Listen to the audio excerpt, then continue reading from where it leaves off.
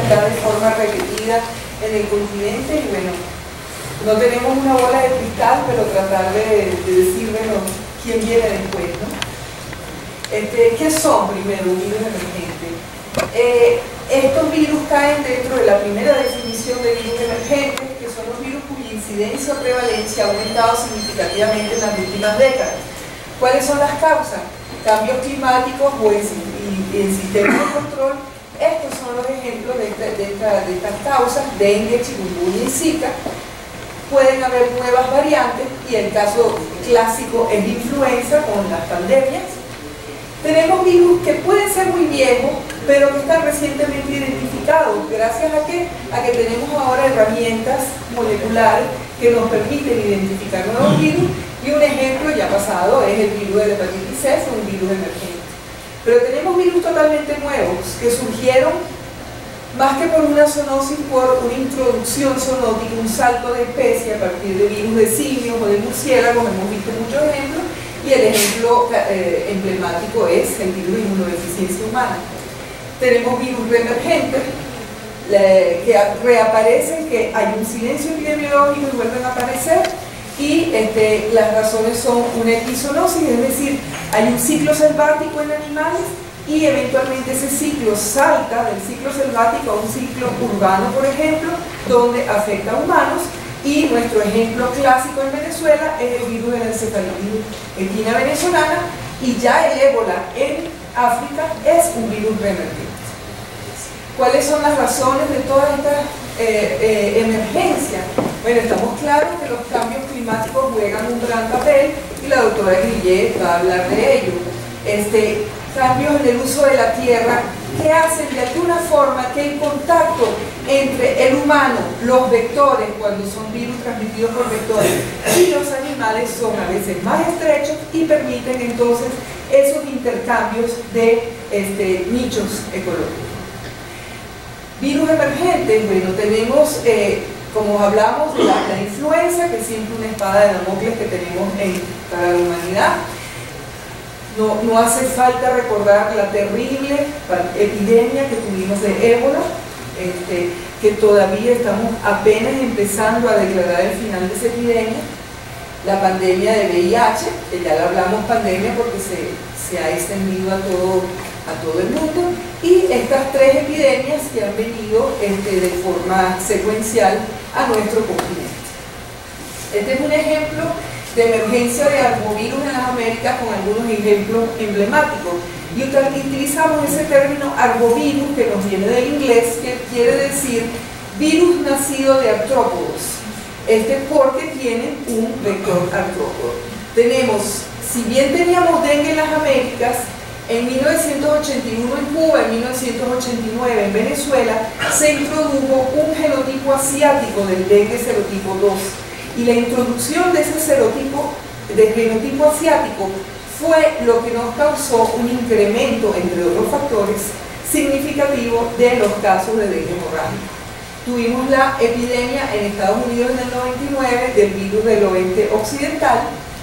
Tuvimos en 2013 la entrada del chikungunya a nuestro continente en la isla San Martín, y en el 2015, oficialmente, quizás entró en el 2014, la entrada del Zika a nuestro continente a través de Brasil.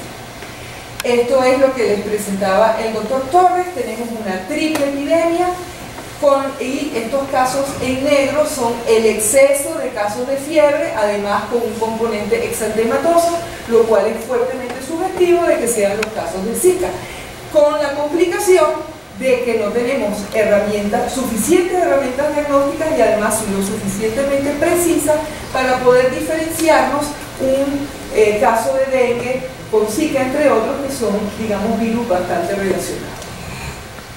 Esto es lo que hablamos de estos ciclos enzooticos y los ciclos epidémicos.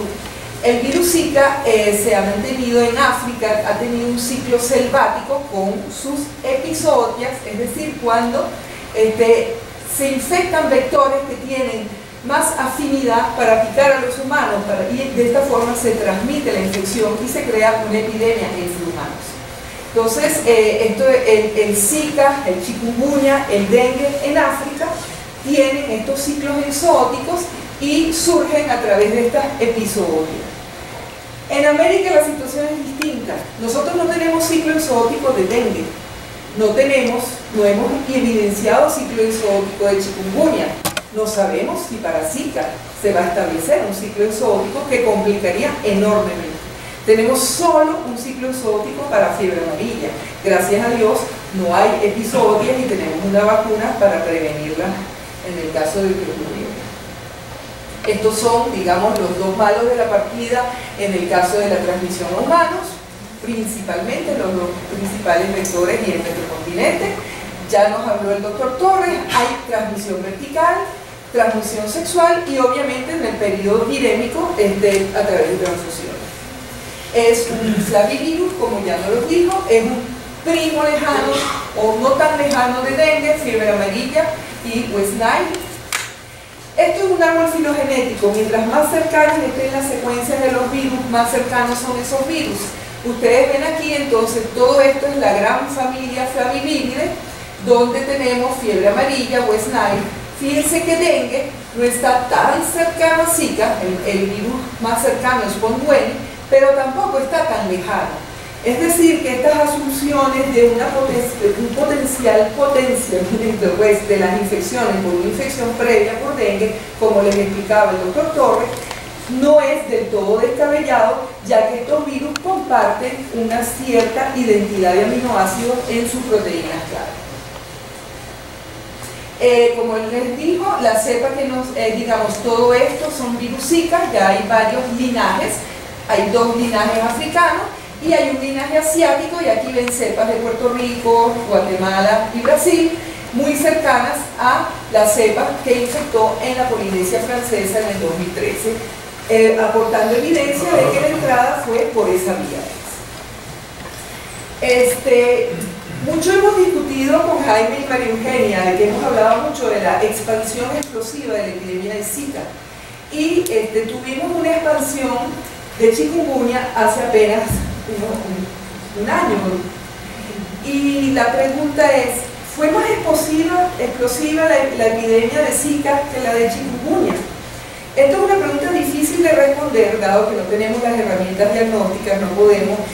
Recuerden que hay muchos casos asintomáticos en el caso de Zika, pero lo que sí podemos decir que la característica que diferencia Zika a las epidemias anteriores es que nos entró por el continente, entró en Brasil y llegó hacia el sur hasta donde consiguió vectores que pudieran infectar y subió hacia el norte y nos ha infectado. A diferencia del chikungunya que arrancó en San Martín, y fíjense que apenas en 20 semanas, fíjense cómo fue la invasión del chikungunya también en las Américas. Entonces ya tuvieron una entrada distinta, una entrada continental y la otra una entrada que hay que atravesar mares para los mosquitos o viajeros que traigan a lo que más ocurrió para el chikungunya. Entonces, ¿por qué tenemos estas propagaciones explosivas del Zika en las Américas? Ya hemos hablado de la abundancia de los vectores. Esto es un ejemplo para el dengue, pero fíjense cómo era a través de las eficientes campañas que existían en el continente, pues de la presencia de Aedes aegypti en el 70 y luego en el 97, y fíjense cómo esto se correlaciona con la emergencia del dengue hemorrágico en el continente. Esto mismo, digamos, sabemos que la infestación, la tasa de presencia de estos mosquitos en todos nuestros, digamos, casas es muy alta, y esto obviamente está relacionado con la posibilidad entonces de que se propague estos virus. Tenemos una población humana 100% susceptible, y esto hace que, digamos, 30 millones de venezolanos sean susceptibles a Zika. Ya en la actualidad tenemos mucho menos venezolanos susceptibles a dengue o a chikungunya. Tenemos un problema más complejo, que es la competencia vectorial, de lo cual nos va a hablar un poco la doctora Grillet, que es, los mosquitos son los mismos y transmiten estos tres virus, pero no todos los mosquitos transmiten con la misma eficiencia y se infectan con la misma eficiencia. Entonces esto también es un factor que va a ponderar esa tasa, esa dinámica de la expansión de esta epidemia y la evolución del virus. Entonces, hablándoles un poco de un ejemplo de lo que es esta complejidad, de lo que es el vector, el virus. Esto es un estudio de casi 20 años en Senegal, donde colectan diferentes especies de Aedes, empezando por Aegypti, como ven aquí, correlacionan con pluviosidad, etc. Y ustedes pueden ver que esto, mientras más intenso el color, quiere decir que hubo más colectas con presencia de ese virus. Ustedes ven que, por ejemplo, hacia la década de los 80 hubo una gran frecuencia de colecta de dengue, pero esta no estuvo simultánea a fiebre amarilla o chikungunya. Cada uno de estos virus tuvo un comportamiento distinto, siendo los mismos mosquitos que podían transmitir estos virus. Entonces esto es un reflejo de la complejidad de lo que significa la competencia vectorial para explicar estos fenómenos asociados después a cambios climáticos, etc. ¿Cómo se propagó el virus desde África? Fue descubierto en Uganda en 1987, en 1967 esto fue en primate no humano, después en el 67 en humanos, luego se dirigió hacia Asia, sabemos que llegó a la Polinesia Francesa en 2013 y que nos llegó vía Brasil. También llegó a la isla de Pascua, pero no fue a través de la isla de Pascua que nos llegó al continente, porque ahí tiene una barrera, sencillamente en Chile hay un desierto y no hay el mosquito, no hay el vector para permitir la propagación. Además que la isla de Pascua está suficientemente lejos pues, de Chile. Esto es un estudio muy complicado, pero ya, digamos, utilizando las herramientas moleculares. Se analizaron secuencias de los virus aislados en particular en África, y se tenía un registro temporal, es decir, se tenían virus de distintas épocas, y de esta forma se pueden hacer análisis muy complejos de bioinformático que nos permiten un poco inferir cuál fue la fecha del origen de este virus y cómo se expandió en el mundo. La fecha probable de origen es hacia los años 1920 en Uganda. Esto corresponde con el primer aislamiento en 1947. Luego tuvo una migración hacia África Occidental.